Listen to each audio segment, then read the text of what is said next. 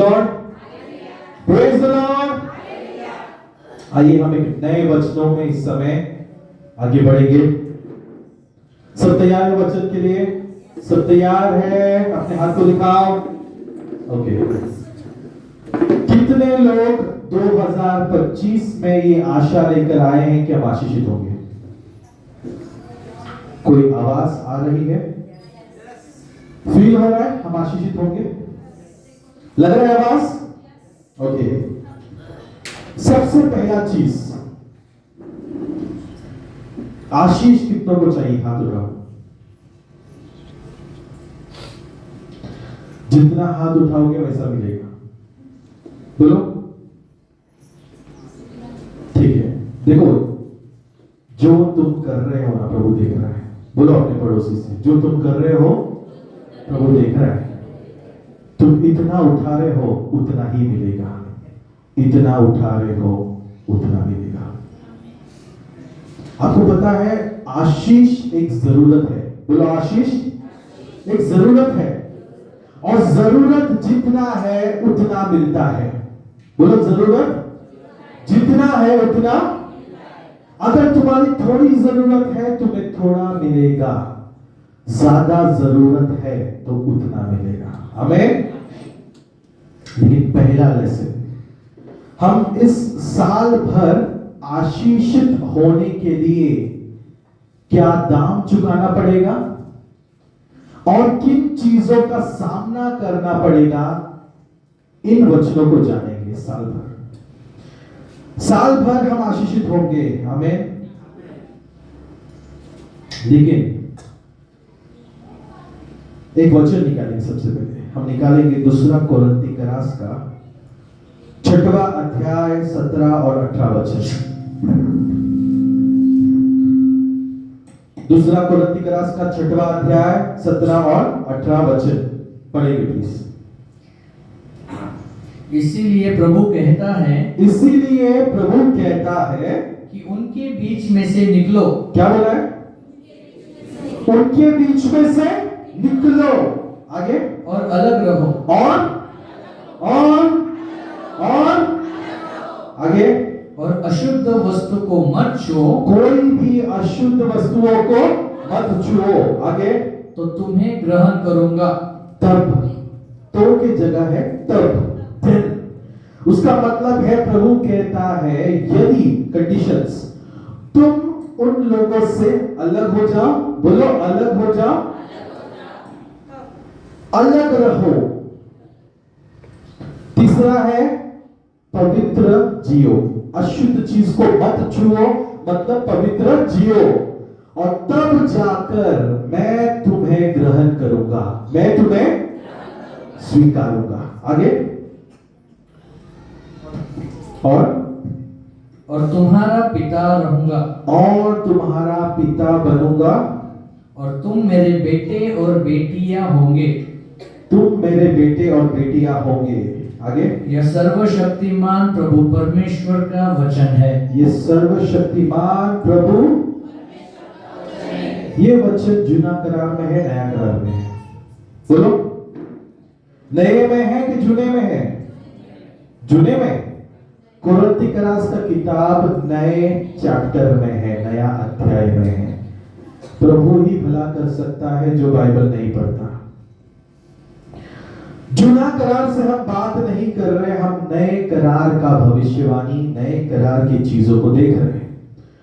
और प्रभु ने कंडीशन दिया है, जब आप इस दूसरा कोरिन्थी करास का 6वां अध्याय पढ़ोगे, ये कलीसिया के लोगों के लिए वार्निंग है। बोलो कलीसिया के लोगों के लिए।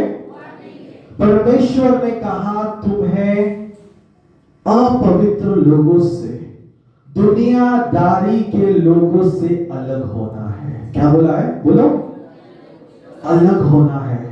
बोलो अलग होना है। और जब तुम अलग होगे, तुम अलग जियोगे। सिर्फ अलग होना ही नहीं है, अलग जीना भी है। देखिए यहाँ पे जल्दी। अब ये है दुनिया का लड़का, ये है दुनियादारी का लड़का। ये मेरा दोस्त है, मेरे लंगोटे यार है बचपन से। साथ में पाप किए हैं, साथ में सब कुछ कर रहा है, ये पापों में है और उसके कारण मैं भी उसके पापों में जी रहा हूं। मैंने इसे कई बार सुधारने की कोशिश की, लेकिन हो क्या रहा है, ये नहीं सुनता। जो मनमानी करना है वही करेगा, जो पाप में जीना है वही जिएगा। अब ये मेरा दोस्त है, इसीलिए अगर मैं इसके साथ रहता हूं तो इसके साथ मेरा भी नाश होगा। प्रभु ने कहा अलग हो जा। क्या कहा? रास्ते अलग अलग कर दे, उसे समझाओ। एक बार, दो बार, तीन बार बाइबल कहता है किसी को समझाना है। तीसरी बार भी यदि वो व्यक्ति नजरअंदाज करता तो पागल की तरह उसके पीछे मत पकड़ो, उससे दूरी बनाओ। अब दूरी बनाने का मतलब है तू तेरे रास्ते में, आज से कोई कॉल नहीं, कोई कांटेक्ट नहीं, थैंक यू।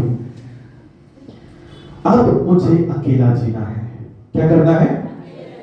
अब अकेले जीते वक्त उसके साथ किए हुए पापों को याद नहीं करना, उन मार्गों पे नहीं चलना। साथ में सुट्टा मारते थे, साथ में दारू पीते थे, साथ में ड्रग्स लेते थे। इन चीजों को उससे दूर बनाने के बाद मुझे भी छोड़ना है। मुझे अपवित्र चीजों को नहीं छूना है। और जब मैं अपने आप को अलग करूंगा तब प्रभु कहता है मैं तुझे स्वीकारूंगा, मैं तुझे अपने पास लूंगा। पहला सबक, 2025 का पहला सबक, प्रभु तुम्हें अकेला बनाएगा। बोलो, पसंद नहीं है? सच्चाई है। प्रभु तुम्हें अकेला बनाएगा। जब तक तुम अकेले नहीं बनोगे तुम आशीषित नहीं होगे। नहीं सुनाई दिया?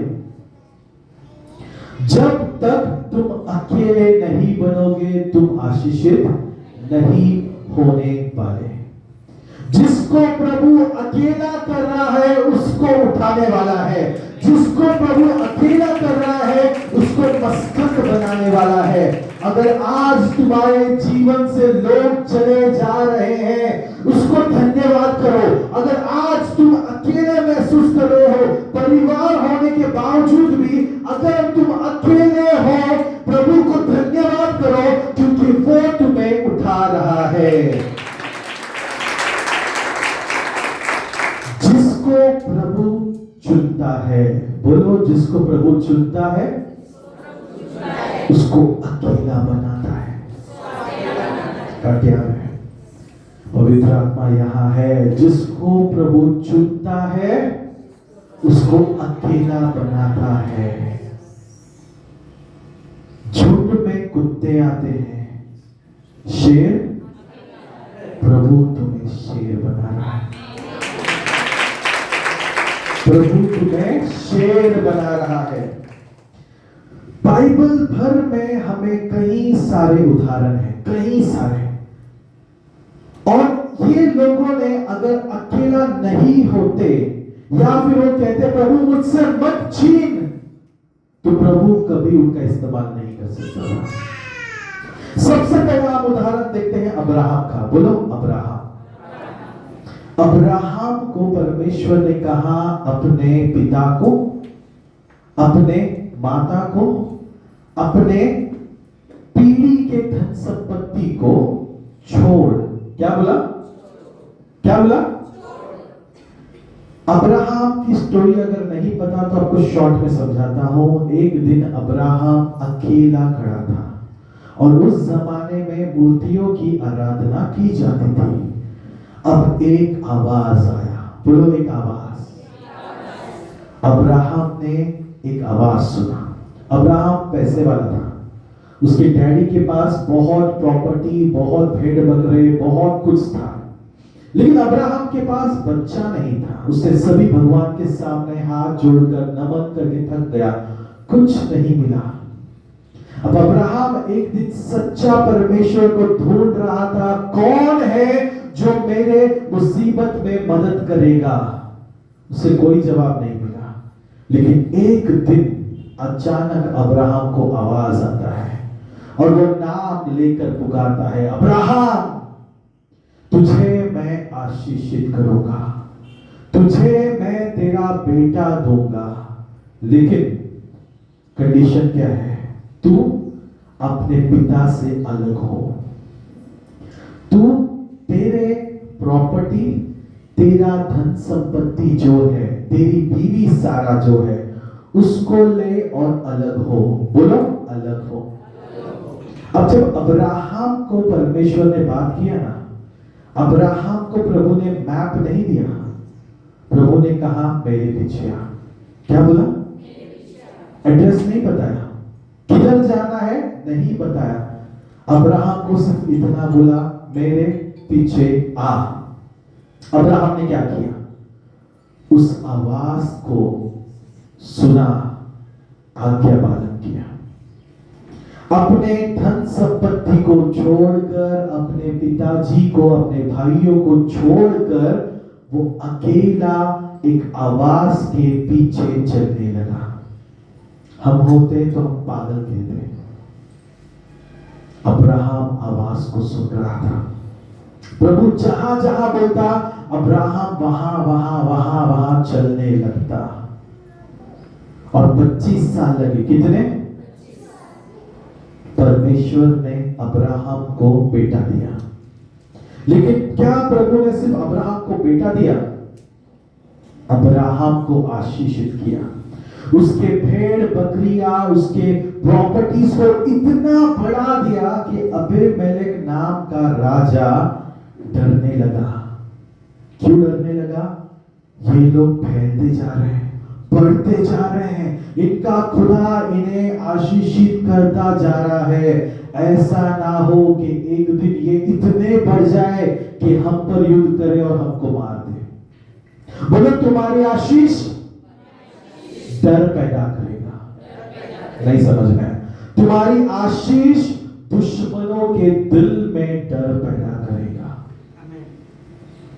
प्रभु तुम्हें शो ऑफ करने के लिए आशीष नहीं देगा, बड़े बड़े गाड़ियां लेकर घूमने के लिए आशीषित नहीं करेगा, हेलीकॉप्टर लेने के लिए, बंगला लेने के लिए, चर्च में ऐसा उड़ाने के लिए आशीषित नहीं करेगा।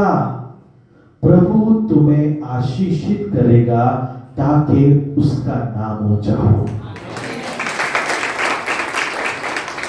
दूसरा कैरेक्टर देखते हैं, मोसेस, मोशे। मोशे कौन था? कौन था मोशे? स्टोरी सुना मोशे का कभी? कौन था मोशे? मोशे ने किसके घर में गया? जब वो जो छोटा बच्चा था, किसके घर में पहुंचा? फेरो की बहन ने उसे गोद लिया। बाइबल पढ़ा करो। फेरो की बहन ने मोशे को समंदर से उठाया, गोद लिया और उसको राजकुमार बनाया। क्या बनाया? मोशे बचपन से राजकुमारों में पला बड़ा था। वो राजकुमार था। क्या था? मिस्र का सेना का राजकुमार। सब कुछ है, पैसा, दौलत, शोहरत, नाम, अधिकार, सब कुछ उसके पास है। लेकिन परमेश्वर ने मोशे के द्वारा एक गलती करवाई, और जब मोशे ने वो गलती किया, गलती से किसी का खून कर दिया, परमेश्वर की योजना पूरी हो रही थी। क्या था योजना? मोशे को मिस्र से निकालना है। मोशे को मिस्र से, मोशे को अकेला करना था। और मोशे जान बचाने के लिए भागा। एक ऐसी रेगिस्तान में आया जहां पे उसका कोई भी दूर दूर तक रिश्तेदार नहीं है। अब उस रेगिस्तान में 40 साल परमेश्वर ने मोशे को तैयार किया। कितने साल? 40 साल में क्या किया?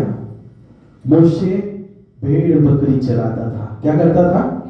बोलो चरवाहा बनाया, शादी करवाया, बच्चे हुए। मोशे के पास कुछ भी कमी, सब कुछ दिया प्रभु ने, सब कुछ। लेकिन प्रभु का प्लानिंग उसको सब कुछ देना नहीं था, उसके द्वारा अपने लोगों को बचाना था। 40 साल लगे मोशे को अकेलेपन में। बोलो अकेलेपन में। पता है कैसे अकेलेपन में? जब वो गया, जब वो मिस्र पहुंचा, वो सिर्फ अपने भाई के साथ था, एरोन के साथ। रास्ते में उसकी बीवी, उसके बच्चे वापस घर लौट गए। बाइबल में कहीं नहीं लिखा है कि उसकी बीवी बच्चे उसके साथ आए। तो जब आपके जीवन में परमेश्वर कोई बहुत बड़ा योजना रखता है ना, जितना बड़ा योजना उतना बड़ा आशीष। आज आपको ये बात समझ में नहीं आएगा, लेकिन याद रखो 2025 में तुम्हें आशीष तब तक नहीं मिलेगा जब तक तुम अकेले नहीं होगे। क्या नहीं होगे? यीशु मसीह के बारे में कितनों को पता है? कितनों ने सुना है यीशु के बारे में? 2-3 लोग, 4 लोग। पता है ये प्रॉब्लम है, परमेश्वर का वचन हम हल्के में लेते हैं। क्या करते हैं? मुझे ऐसे कदम उठाने के लिए मजबूर ना करो, क्योंकि मैं वचन का अपमान नहीं सुनूंगा, चाहे फिर कोई भी हो। सबको वार्निंग दे रहा हूं, या तो खामोश हो जाओ, उसके वचन का वैल्यू करो, या फिर चर्च से बाहर निकलो अभी इसी वक्त। यीशु मसीह का जब बपतिस्मा हुआ, ये मत्ती का 3 अध्याय में जब यीशु का बपतिस्मा हुआ, बपतिस्मा के तुरंत बाद यीशु ने क्या किया? क्या किया?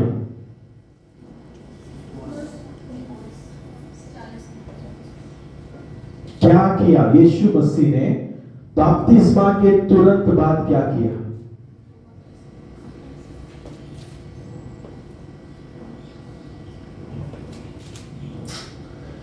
क्या सिखाऊं मैं आपको बाइबल, जब तुमको बेसिक्स ही नहीं पता, बाइबल पढ़ने का कष्ट ही नहीं कर रहे हो, स्वर्ग जाने का आशा है,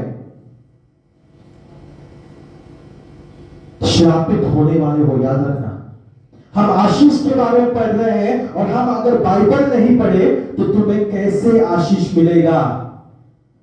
जरा सोचो हम क्या कर रहे हैं। यीशु मसीह के बपतिस्मा के तुरंत बाद यीशु मसीह रेगिस्तान में अकेले गए, ताकि उनका परीक्षा हो सके। बोलो अकेले गए।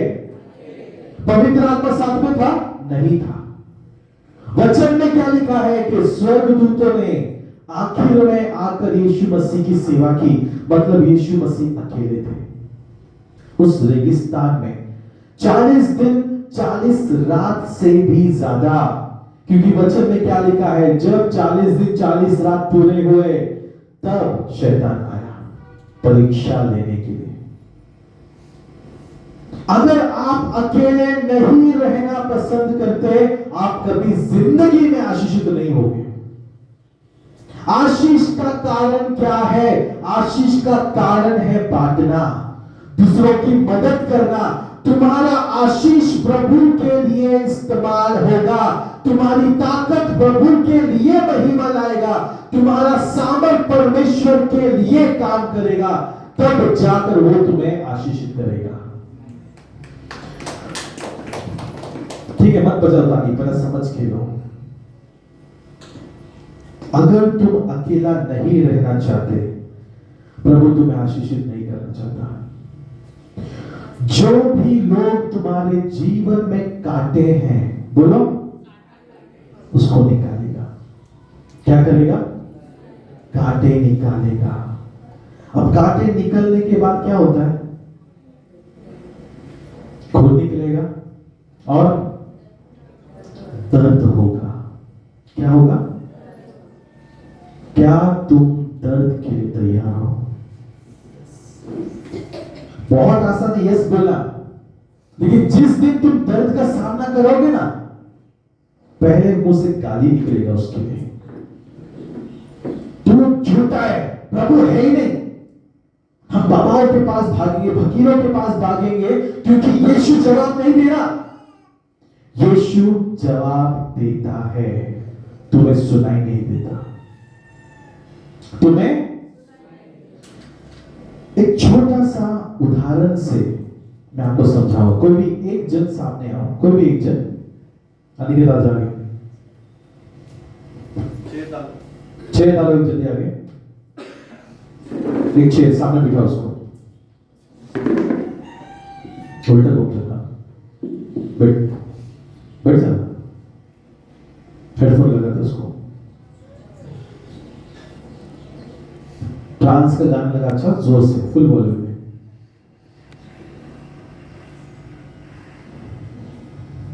ठीक है, अनिकेत सुनाई दे रहा है? मेरा आवाज आ रहा है? लगा? ओके, लगा? अनिकेत आवाज आ रहा है? मेरा आवाज आ रहा है? ओके, फुल है? अभी आवाज आ रहा है? ओके।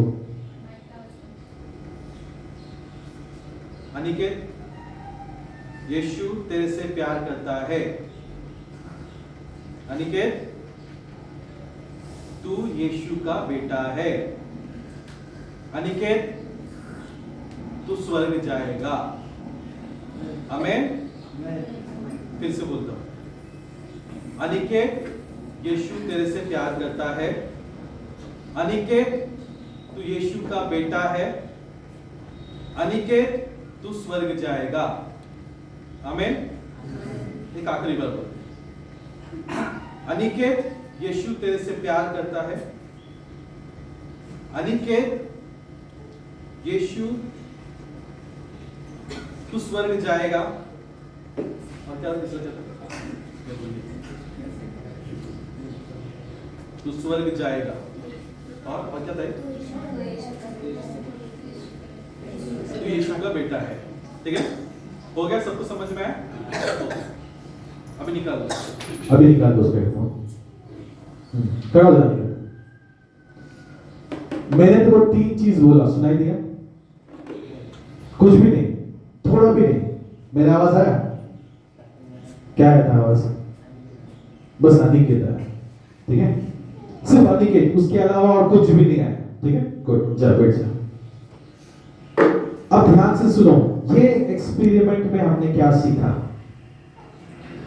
परमेश्वर हमसे बात करना चाहता है। बोलो, परमेश्वर बात करना चाहता है, लेकिन हमारे आसपास इतने आवाज होते हैं कि हमें उसका आवाज सुनाई।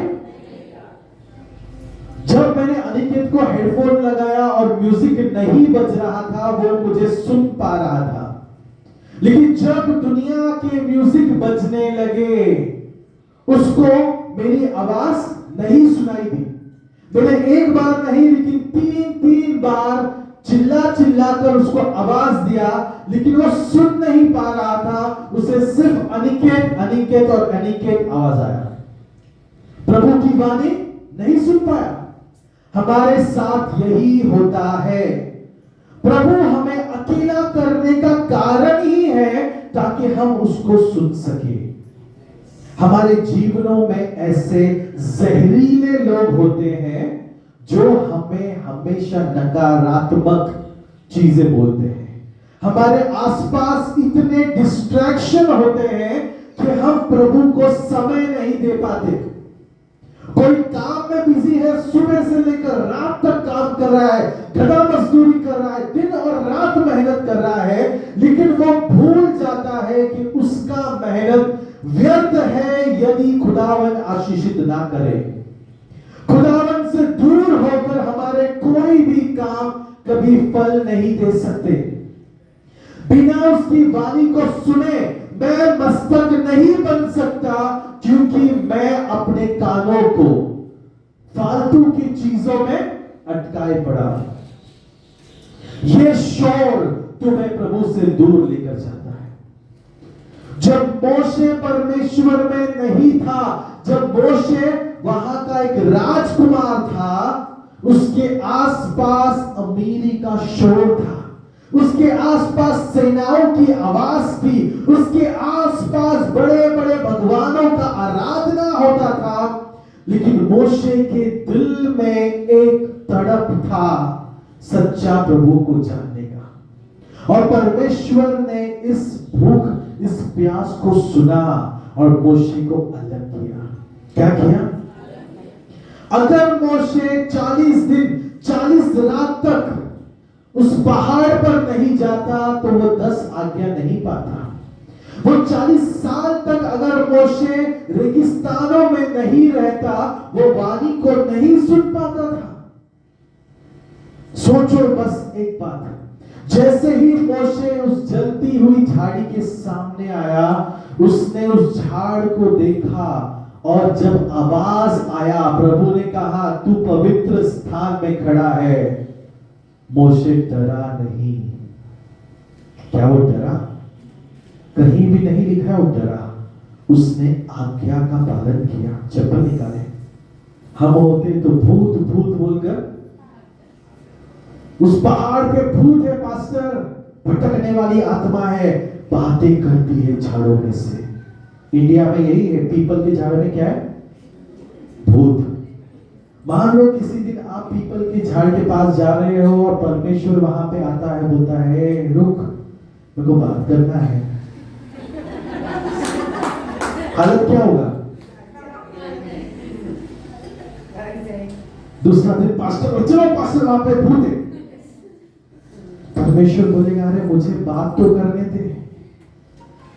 परमेश्वर तुम्हारा ध्यान चाहता है। बोलो बोलो, परमेश्वर तुम्हारा ध्यान चाहता है। तुम कलीसिया में आते हो, लेकिन तुम्हारा ध्यान पड़ोस में, तुम्हारा ध्यान बाजू में, तुम्हारा ध्यान घर पे है, तो यहां आने का अर्थ क्या है?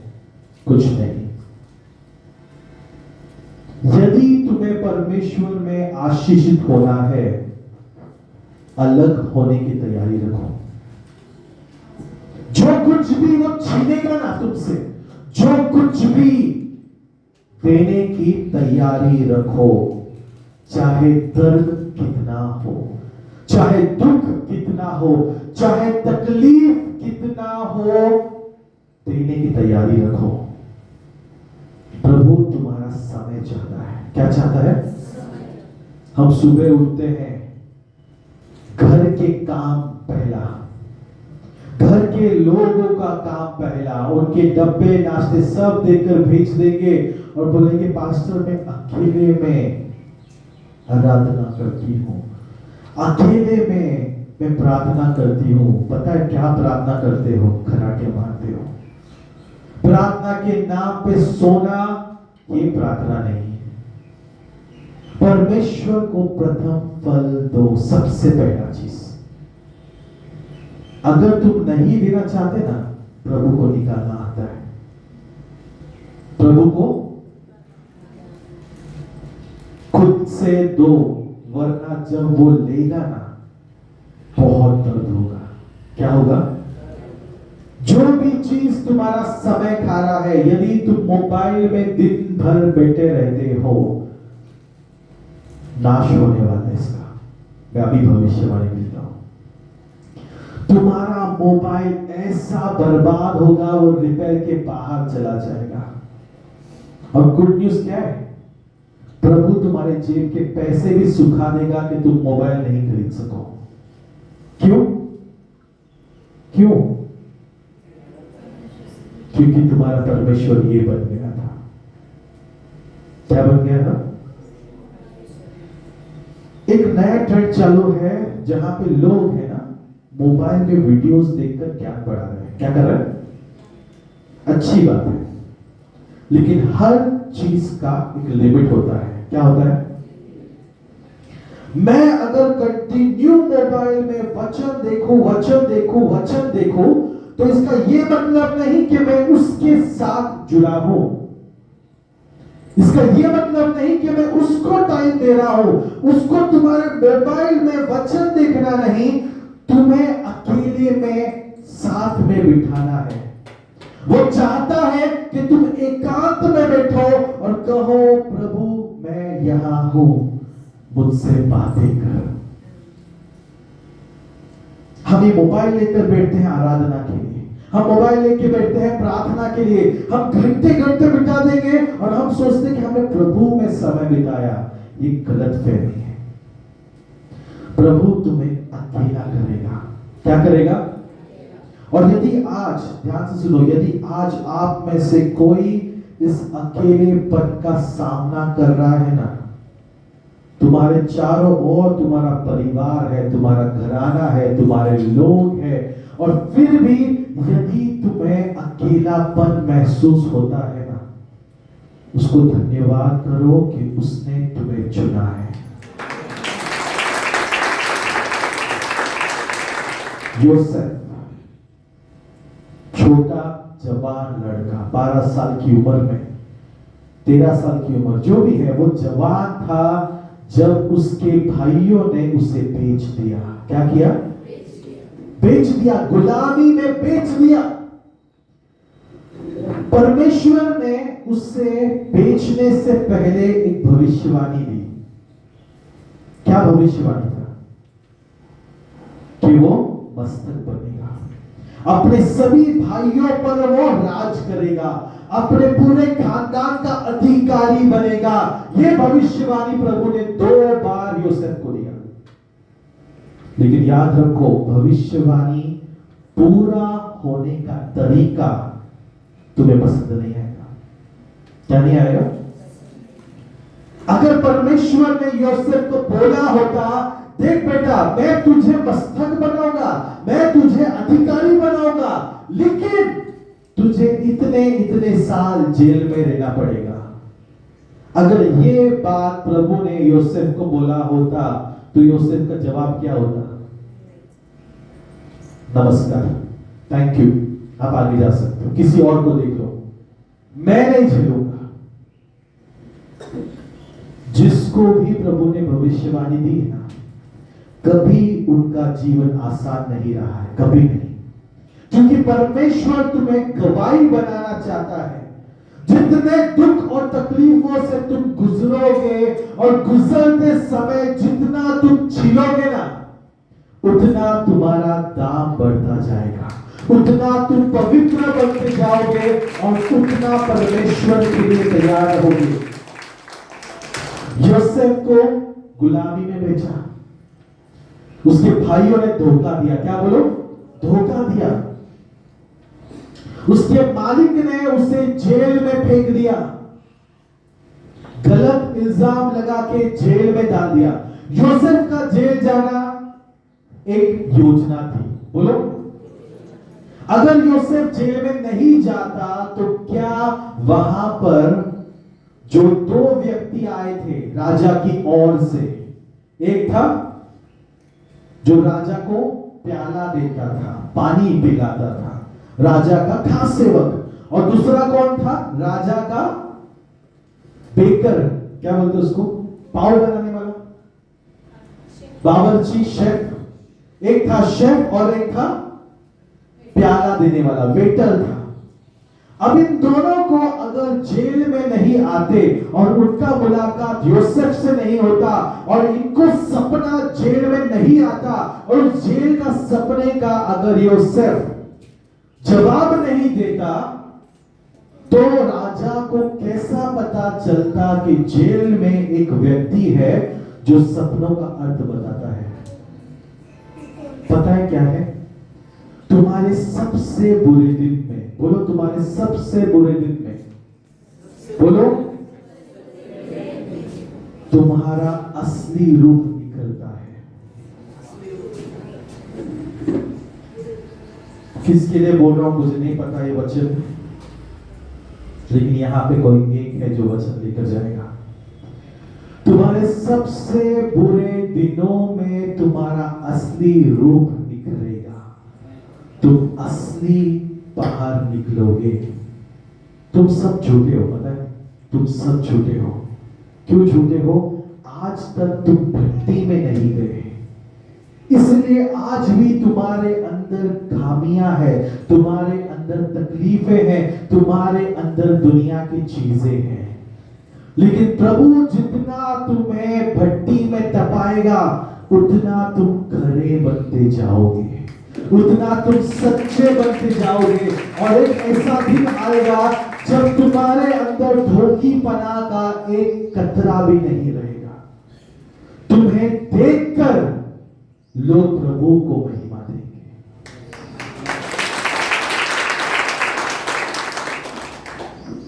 योसेफ को परमेश्वर ने जब जेल में डाला, वहां पे उसे सिखाया, उसे तैयार किया ताकि प्रभु उस पर जिम्मेदारी डाले।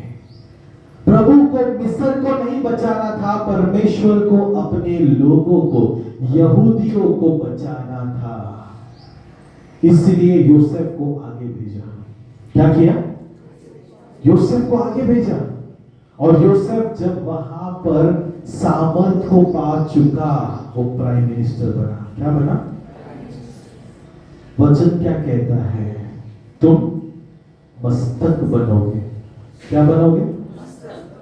पता है, राजा ने एक शब्द कहा, योसेफ को अपनी अंगूठी दी और कहा, पूरा राज्य जितना मेरा है ना, वो सब कुछ तेरे पैरों के नीचे है। सिर्फ जब मैं अपने सिंहासन पे बैठूंगा तब मैं तेरे ऊपर हूं, बाकी सब नीचे। मतलब राजा ने एक जेल में बंद व्यक्ति, एक व्यक्ति जिसको उसके भाइयों ने बेच दिया, उससे गोद लेकर अधिकार दिया। प्रियो, ध्यान से सुनना इस बात को। आखिरी पॉइंट्स पे आ रहा हूं। जब तक तुम अकेले नहीं होगे ना, तब तक तुम्हें वो तैयार नहीं कर सकता। जब तुम अकेले होते हो, तुम्हारे पास दो ऑप्शन होगा। अकेले का मतलब ये नहीं मैं अकेले रूम में बंद हूं, नहीं। अकेलापन मतलब यहां तोड़ेगा। जो भी तुम्हारे दिल में, तुम्हारे सोच में जगह लेकर बैठा है ना, सबको तोड़ देगा, सबको उखाड़ देगा और तुम्हें अकेला कर देगा। और जब तुम अकेले बनोगे ना, तब तुम तैयारी की ओर बढ़ोगे। वो तुम्हें अकेला करना चाहता है ताकि तुम्हें राज दे सके। जो अकेला नहीं होना चाहता वो कभी भी राज के लायक नहीं। अब प्रश्न है क्यों? परमेश्वर ऐसा क्यों करता है कि हमें वो अकेला करेगा? हम निकालेंगे यूहन्ना का 15 अध्याय 1 और 2 वचन। जल्दी पढ़िए। यूहन्ना का 15 अध्याय 1 और 2 वचन। सच्ची दाखलता मैं हूँ, सच्ची दाखलता मैं हूँ और मेरा पिता किसान है। मेरा पिता किसके बारे में है? यीशु मसीह और ओके, किसान है। पिता कौन है? किसान समझते क्या होता है? किसान का काम क्या है? खेती करना। क्या काम है? और ख्याल रखने वाला। वो किसान उस खेती का चरवाहा है। उस फसलों को ध्यान देना। बीज बोने वाला बड़ा नहीं है, फसल को संभालने वाला बड़ा है। फसल को समय पर पानी देने वाला बड़ा है, फसल की ख्याल रखने वाला बड़ा है। हमें पिता किसान है, आपका ख्याल रखने वाला। आगे, जो डाली मुझ में है, जो डाली मुझ में है, जो डाली यीशु मसीह में है। डाली कौन है? हम है। बोलो, हम है जो यीशु मसीह में है। ठीक है, आगे। और नहीं फलती, जो डाली मुझ में है और फलती नहीं, जो क्रिश्चियंस है लेकिन परमेश्वर का पवित्र फल उनमें नहीं है, क्या होगा?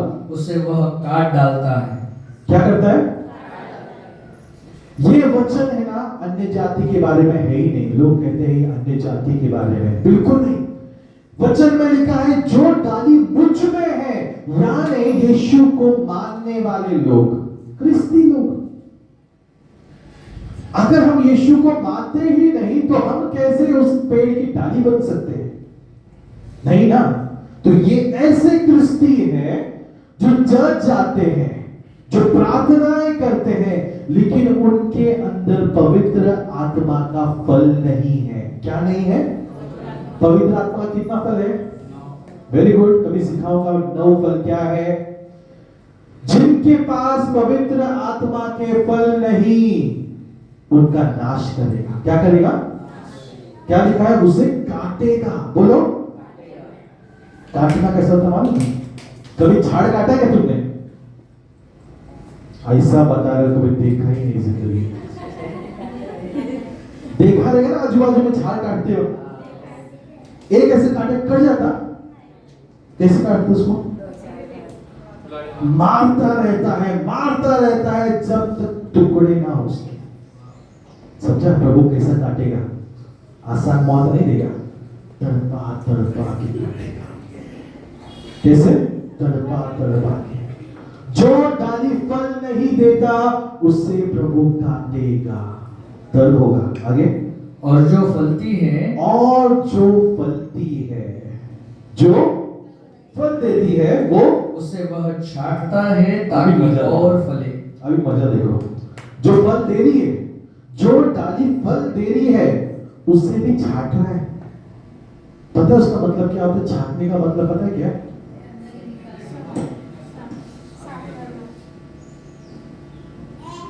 छांटने का मतलब होता है छीलना। बोलो, छीलना। दर्द ज्यादा किसमें होगा? छीलने में होगा, काटने में होगा? काटने के बाद तो एक नाश है, खत्म। लेकिन जब छीलता है ना, वहां से लहू बहता है, दर्द होता है, आंसू बहते हैं, तकलीफ आता है, यहां पे ना मन करता है मर जाओ। उसे कहते हैं छीलना। प्रभु क्यों छीलता है पता है? क्यों छीलता है? ताकि नया फल आ सके। हर एक फल अच्छा नहीं होता, कुछ खराब भी नहीं करते, लेकिन अगर तुम्हें बेहतरीन फल देने वाला बनना है तो कटना पड़ेगा। क्या करना पड़ेगा? अब ये सेकंड पॉइंट पे हम ध्यान देते हैं। मैंने कहा प्रभु तुम्हें अकेला क्यों करेगा? प्रभु तुम्हें अकेला इसलिए करना चाहता है ताकि तुम्हें और तैयारी करवा सके, तुम्हें और फलदायी बना सके। जो भी कीड़े तुम्हारे आंख पर चिपके ना, खून चूस रहे ना, उसे प्रभु निकाल रहा है। कुत्ते बिल्ली देखा है कभी? उनके आंख में ना कीड़े होते हैं। क्या होते हैं? अगर हमने उस कीड़ों को नहीं निकाला, क्या होगा? उनका खून चूसता है, वहां जख्म होगा, वहां खड्डे पड़ेंगे, और देखते देखते वो अंदर से खाने लगेगा। प्रभु नहीं चाहता कि ऐसे लोग, ऐसे चीजें, ऐसे बातें तुम्हें खाने लगे, इसलिए प्रभु तुम्हें काट रहा है, छील रहा है, ये कीड़ों को उखाड़ रहा है ताकि तुम परफेक्ट बनो। दर्द झेलना पड़ेगा। बोलो, दर्द झेलना पड़ेगा। आशीष तब तक तुम्हें नहीं मिल सकती जब तक तुम अकेले नहीं होगे। पता है बहुत सारे लोग जिम जाते हैं। जिम जाने के लिए एक कंडीशन है, जिम पार्टनर नाम का, दोस्त जिसे हम बोलते हैं। अभी खासियत क्या मालूम है? जिस दिन दोस्त का मूड नहीं किया, मैं भी नहीं जाऊंगा, ऑटोमेटिक। लेकिन दुनिया में टॉप लेवल पर वही लोग हैं जो किसी के संगति में नहीं, जो अकेला जाकर दर्द को झेलते हैं। कभी आपने देखा एक गे व्यक्ति को बॉडी लेकर घूमते हुए? कभी देखा? एक ऐसा आदमी जिसको थोड़ा सा ओ मां, ऐसे व्यक्ति को कभी बॉडी लेकर घूमते हुए देखा है क्या? नहीं हो सकता। क्यों नहीं हो सकता? वो दर्द को झेलने तैयार नहीं है। प्रभु तुम्हें दर्द इसलिए देता है ताकि तुम चट्टान बनो। और जब तुमसे शैतान टकराए ना, हिम्मत भी करे ना, तुम्हारे डोले को देख डर जाना मत हो। तुम्हारी आत्मिक शक्तियों को देखकर वो भाग जाना चाहिए। उससे पता हो कि भाई इससे हम नहीं लड़ सकते, शैतान हारा हुआ है। बोलो, सब एक चर्च है जो हर चीजों में बोलता है शैतान हारा हुआ है, डरो मत उससे। अरे आज तक शैतान तुम्हारे पीछे नहीं पड़ा। वो एक ऐसा कुत्ता है जिसके गले में पट्टा हट गया ना, भगा भगा के मारेगा। लेकिन कुत्ता जो है ना, कुत्ता जो भौंकते हुए कुत्ते तुम्हारे पीछे आते हैं ना, जिस समय तुम उसको नजर से नजर मिला के देखो ना, वो चुप हो जाएगा ना, काटने का तो दूर की बात, वो देख के तुम्हें डरेगा। शैतान को ऐसा ही वो कुत्ता है, वो तुम्हारा डर उसको ताकत देता है। बोलो मेरा डर उसको ताकत देगा, लेकिन मेरा आनंद उसको दुख देता है। क्या होता है? ये वचन सबके लिए नहीं है, ये वचन आज सबके लिए नहीं है, ये उसके लिए है जो मस्तक बनेगा। ये वचन की गहराई को वही समझ पाएगा जिसे प्रभु ने चुना हुआ है। बुलाए कहीं हैं, चुने हुए कम है, और जो चुने हुए हैं उनका इस्तेमाल परमेश्वर करता है। दुनिया में लाखों लाखों लाखों सनी होंगे, लेकिन प्रभु एक सनी के कंधों पर बोझा डालता है जो उसके लिए तैयार है। दुनिया में लाखों आज आपके जैसे लोग होंगे, लाखों, लेकिन उनमें से सिर्फ एक ही व्यक्ति जो तैयार है, उसके कंधों पर वो बोझा रखना चाहता है। क्या तुम तैयार हो अकेले होने के लिए? क्या तुम तैयार हो उस दर्द को झेलने के लिए? और ये अकेलापन कुछ भी हो सकता है। योग से उसकी बीवी बच्चे छीन लिए थे, पता है क्यों? क्यों छीना था?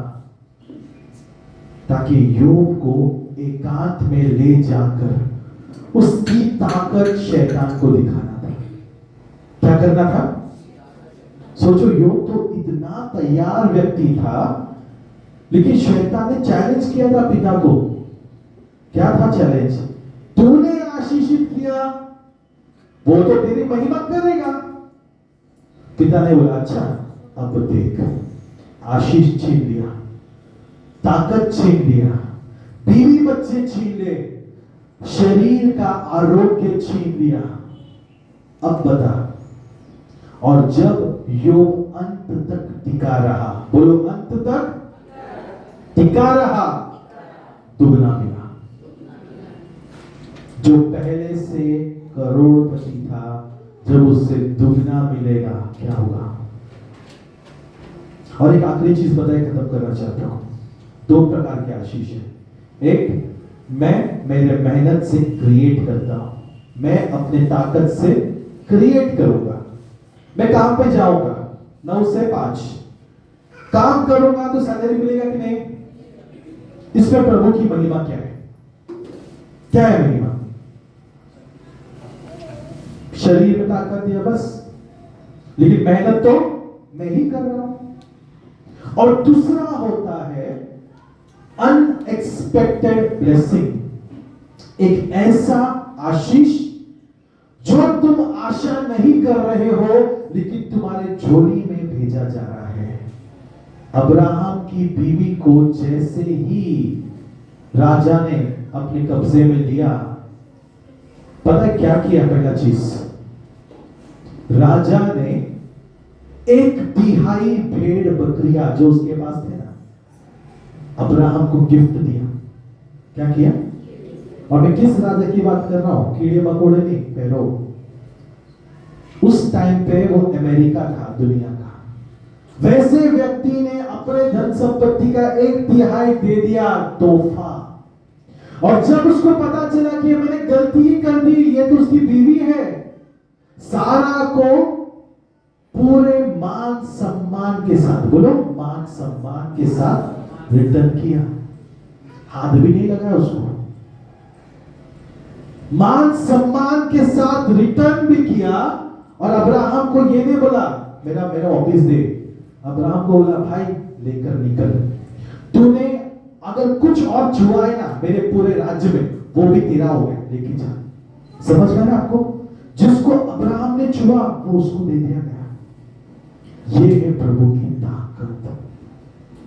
जब वो आशीषित करता है ना, हमें मेहनत करने की जरूरत नहीं। बोलो, हमें मेहनत करने की, हमें इंतजार करना है बस। और उसके आशीष हमारे साथ, हमारे पास तूफानों की तरह आते रहेंगे। किसी ने किसी को घर बेचा, तुमको बीच में बुलाएंगे, भाई एजेंट बनो, अरे तुम्हारा कमीशन, तुम्हारा कोई लेन देन नहीं। यह है स्वर्गीय आशीष।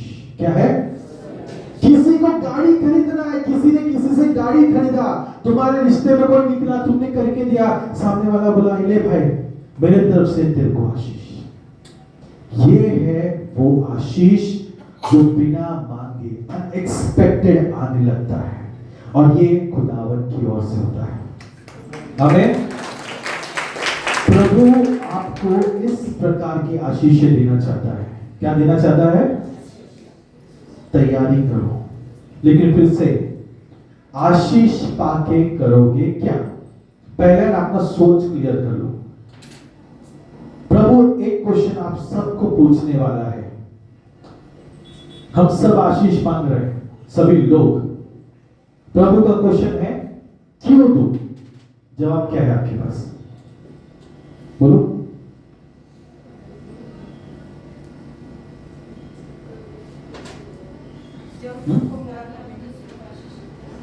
दूसरों को आशीषित कर सके और जरूरतमंद को मदद कर सके और सेवा को दे सके और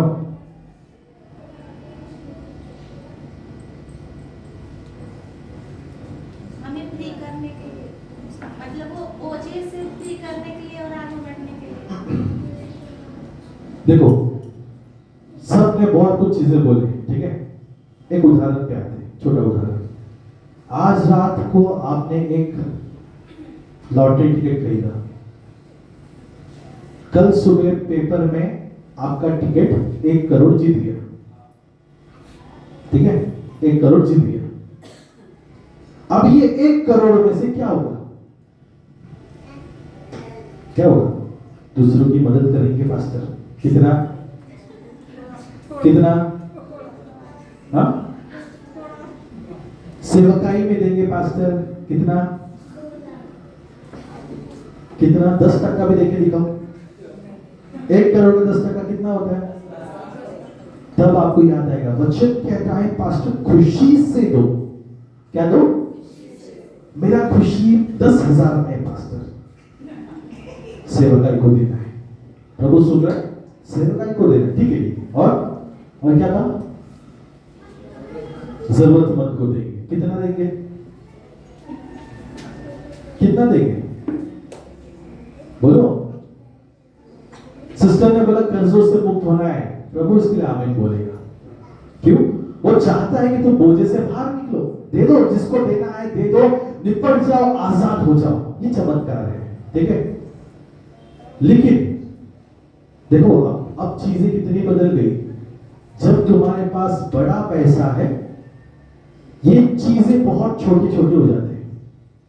क्या हो जाते हैं?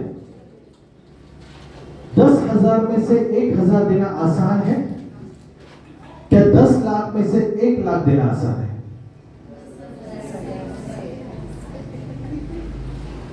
समझ में आ रहा है? इसलिए प्रभु आशीष ने कर रहा है। जिस दिन तक तुम्हारा दिल ना इसके विपरीत नहीं घूमेगा, वो तुम्हें नहीं देगा। क्यों नहीं देगा पता है? उसको मालूम है इसे देकर कोई उपयोग नहीं है।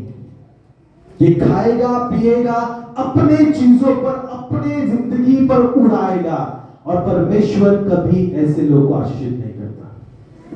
बाइबल देख लो।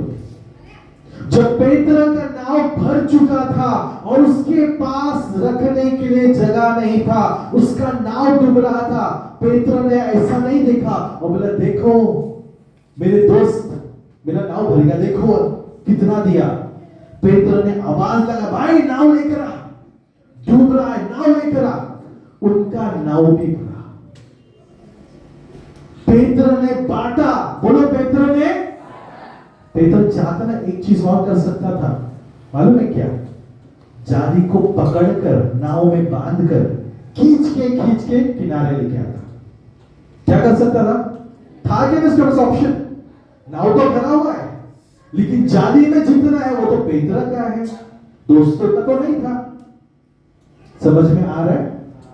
तो पेतरा उससे पोटली बांधकर लेकर आकर अपने घर में बेच सकता था, लेकिन पेतरा ने बांटना पसंद किया, अपने दोस्तों के साथ शेयर करना पसंद किया, जो मेहनत कर रहे थे उसके साथ रात भर।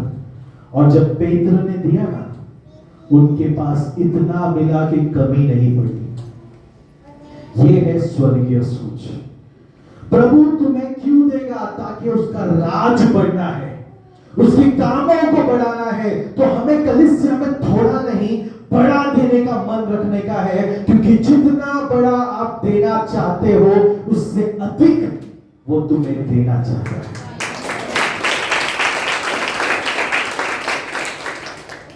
पता आपको, परमेश्वर आपकी झोली भरने का योग्य है।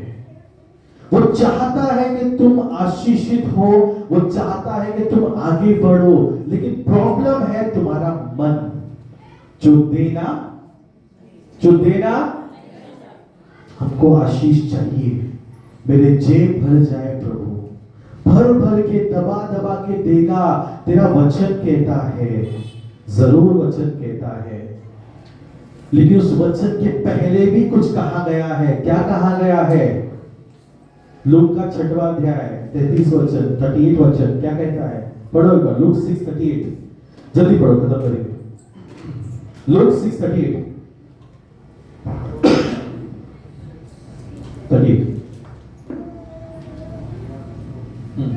पढ़ो जल्दी। दिया करो तो तुम्हें भी दिया जाएगा। हाँ, आगे। लोग पूरा नाक दबा दबा कर ऐसे को लोग बोलो, मेरा आशीष कहां से आएगा? आसमान से नहीं गिरेगा। बोलो, आसमान से लोग देंगे। बोलो, लोग देंगे। लोग तुम्हें आशीषित करेंगे। ये बाइबल में लिखा है, बाइबल में लिखा है। मनुष्य की कृपा तुम पर होने लगेगी। लोग खुद आएंगे, तुम्हारे झोली में डालेंगे। कितना डालेंगे? कितना? पढ़ो। पूरा नाक दबा दबा कर और हिला हिलाकर और उभरता हुआ तुम्हारी गोद में डालेंगे। तब तक भरते रहेंगे जब तक तुम बहने ना लगो। इसे बोलते हैं छप्पर फाड़ कर। क्या बोलते हैं? प्रभु जब छप्पर फाड़ता है ना, आसमान से मन्ना नहीं देगा, वो लोगों को भेजेगा जो मन्ना बनकर तुम्हारे जीवन में बोने लगेंगे, और इतना देगा कि तुम्हारे पास रखने के लिए जगह। और तुम क्या करो पता है? देने वाले बनोगे। बहने का मतलब क्या है? जो बह रहा है वो तुम उठाओगे। ये भाई तेरे को जरूरत है ले। तुम बांटने वाले बनोगे, और ऐसे ही व्यक्ति से वो प्यार करता है। तुम्हारी आशीष तब तक नहीं खुलने वाली जब तक तुम देने का मन ना रखो। हम क्या करते हैं मालूम है? मेरा दिन आने दे तब भी करता हूं। क्या करूंगा? किसी से मैंने मदद मांगा, उसने जब मदद नहीं किया तो मैं क्या सोचूंगा दिमाग में? ठीक है, आएगा ना, मेरा भी टाइम आएगा, फिर दिखाता हूं। गाड़ी लेके उसके सामने घुमाऊंगा जोर जोर का, और उसको बोलूंगा लिफ्ट चाहिए, और बोलेंगे रिक्शा में जाए। ये हमारा सोच है। प्रभु ऐसे लोगों को कभी आशीषित ना करें। आशीष का एक आखिरी पार्ट सुन लो, सबसे इंपॉर्टेंट चीज। जब तुम दुश्मनों के लिए आशीष मांगने का तैयारी हो जाती है ना, जब तुम्हारा मन जिससे तुमने मांगा और वो नहीं दे पाया, या उसने इंसल्ट कर दिया, या उसने तुम्हें कुछ दो बातें सुना दी, और तुमने उसके लिए क्षमा करके उसके लिए दुआ किया ना, वो तुम्हारा दरवाजा खोल रहा है। और प्रभु कहता है रिवेंज लेने का ताकत किसका है? जिसने तुम्हारे मुंह पर तुम्हारा अपमान किया, हाई है उस व्यक्ति पर, क्योंकि परमेश्वर उससे सब कुछ छीन लेगा। लेकिन उसकी बर्बादी के लिए प्रार्थना मत करो। प्रार्थना करो कि प्रभु क्षमा कर। जब तुम्हें दिखाई दे कि वो व्यक्ति बर्बाद हो रहा है, क्षमा कर। मैंने भी अपने जीवन में ऐसे लोगों के लिए प्रार्थना किया है, आज भी कर रहा हूं, जिन्होंने मुझे बर्बाद किया, जिन्होंने सब कुछ छीन लिया, फिर भी मैं उनसे नफरत नहीं करता। प्रभु की दंड, प्रभु का चाबुक चल गया, बहुत भयानक चीजें प्रभु ने कर दी है, लेकिन फिर भी आज भी मैं उनके लिए प्रार्थना करता हूं कि प्रभु उन्हें क्षमा कर, मेरे दुश्मनों को मेरे दोस्तों में बदल। ये मेरी प्रार्थना है। हर एक दिन मैं ये मांगता हूं कि मेरा आशीष तब आएगा जब मैं दूसरों के लिए दुआ करने का मन रखता हूं। आमीन। आपको पता है ये सब कैरेक्टर कब डेवलप होंगे? जब आप अकेले होंगे। अगर आज घर जाने के बाद थोड़ा देर सोने का मन किया, सो जाओ, लेकिन उठने के बाद टीवी के सामने बैठने का मन किया मोबाइल लेकर घंटे घंटे देखता रहूं, और आपने सुबह से प्रभु को समय नहीं दिया ना, तो मैं आपसे कहता हूं आप उसके लायक नहीं। दावीद को परमेश्वर ने राजा बनाया। दावीद कौन था? भेड़ बकरी चराने वाला गरीब व्यक्ति, भेड़ बकरी चराने वाला राजा बना। लेकिन क्या आपको पता है दावीद की स्टोरी में 3 बार उसे अकेलेपन का सामना करना पड़ा। पहली बार जब वो भेड़ बकरे चराता था, वो अकेला होता था, और पता है वो क्या करता था? उसके पास एक गिटार जैसा कोई चीज था, तार के इंस्ट्रूमेंट थे उसके पास, वो उसे बजाकर आराधना करता था। अकेलेपन में प्रभु तुम्हें तैयार करता है। अकेलेपन में तुम्हारा ध्यान उसकी ओर लगा रहता है। दूसरी बार जब दावीद ने गोलियात को हराया, और जब लोगों में दावीद की महिमा बढ़ने लगी, तब शाऊल दाऊद को मारने के लिए खून का प्यासा हो गया था। दावीद भाग रहा था। क्या कर रहा था? अकेला हो गया था। अकेला हो गया था, और उस अकेलेपन में परमेश्वर तैयार कर रहा था। फिर से एक बार शाऊल और दाऊद का आमना सामना होता है, और दाऊद के पास पूरा ताकत रहता है कि शाऊल को पीछे से छुरा बोलकर मार दे, लेकिन दाऊद फिर से भाग जाता है, और वो कहता है कि जिसे प्रभु ने अभिषेकित किया, मैं उसको छूने की हिम्मत नहीं करूंगा। वो भाग जाता है, और फिर से शाऊल दाऊद को मारने के लिए पीछे पड़ जाता है, और फिर से वो अकेले में प्रभु की आराधना में समय बिताता है। आपको पता है ये जो अकेलेपन का समय है ना, ये समय तुम्हें तैयार करने के लिए आया है। इसे परीक्षा ना समझो, इसे देखकर रोना बंद करो। जब भी प्रभु तुम्हें अकेला कर रहा है ना, उसके प्रेम के लिए तैयार हो जाओ। हम इसका उल्टा करते हैं। जब भी प्रभु तुम्हें अकेला करता है ना, हम रोते हैं, पास्टर मेरे घर पे कोई ध्यान नहीं देता। हम रोते हैं, सब लोग मेरे को छोड़ के जाते हैं पास्टर, कोई साथ नहीं, कोई बात नहीं करता पास्टर, मैं घर में अकेला हूं। अकेले हो, प्रभु ने किया है ताकि तुम्हारा दिमाग उसकी ओर आए। और एक आखिरी बात बता खत्म करो। जिसको चाहिए कि मेरा परिवार मेरे साथ रहे, पहला चीज अकेलेपन में जाओ। क्योंकि जब यीशु मसीह 40 दिन और 40 रात के अकेलेपन को काट कर आए ना, उनके साथ सामर्थ्य था। पहला चमत्कार क्या हुआ? पानी द्राक्षरस में बदल गया। इसका मतलब क्या दिखा रहा है पता है? जब भी मैं ये द्राक्षरस के बारे में सोचता था ना, मैं पूछता प्रभु इसमें ऐसा क्या था, मतलब मीनिंग क्या है इसमें? पानी को तूने द्राक्षरस में बदल दिया, ये क्या था? इसके 3 मीनिंग है। सबसे पहला मीनिंग ट्रांसफॉर्मेशन, बदलावट, एक अलौकिक बदलावट जिसको इंसान नहीं कर सकता। वो यीशु मसीह बदलावट बनकर आया था, क्योंकि मरियम ने क्या कहा? जो भी यीशु बोले, क्या बोला? तुम्हारे मन को पर पूछ के देखो, यीशु बोलेगा मैं करेगा, चलेगा? मेरे को पूछो, उससे भयंकर डिसीजन नहीं हो सकता। दर्द होगा, दर्द होगा, ऐसा दर्द होगा जब तुम उसकी इच्छा के लिए वेट करोगे ना, उसकी इच्छा तुम्हारी इच्छा नहीं है, नहीं है। जब वो कुछ दिखाता है ना, चलने का रास्ता नहीं बताएगा, चलने का रास्ता तुम्हें खोजना है। और वो रास्ता कब मिलेगा? बोलो कब मिलेगा? जब मैं अकेलेपन में सुनूंगा। नहीं तो आने की तरह हेडफोन लाके बैठ जाओगे। प्रार्थना कर लिया, बाइबल पढ़ लिया, आराधना कर लिया, आमीन, दिन का काम हो गया, खत्म। अब चलो बिग बॉस, ये पिक्चर वो पिक्चर, ये जीवन नहीं है। फिर से कह दूं, ये जीवन नहीं है। तुम्हें अगर सुनना है, अकेला होना पड़ेगा। टाइम निकालो, आधा घंटा है, आधा घंटा काफी है, काफी है।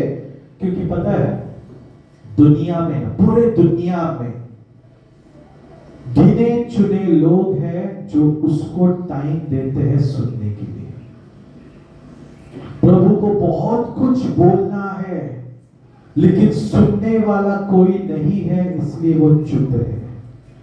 अगर तुम तैयार हो गए ना, तो तुम ऐसे चीजें सुनोगे जो मनुष्य का दिमाग कभी नहीं बता सकता। हमें तैयारी रखो। अगर तुम्हें आशीषित होना है, अकेला होना होगा। क्या होना होगा? आइए हम सब अपनी जगह पे खड़े हो जाएंगे। और फिर बॉक्स सामने रख दो। नहीं लिखे, ठीक है, कोई बात नहीं। आइए हम सब अपने आंखों को बंद करेंगे और आखिरी प्रार्थना करेंगे। Thank you Jesus.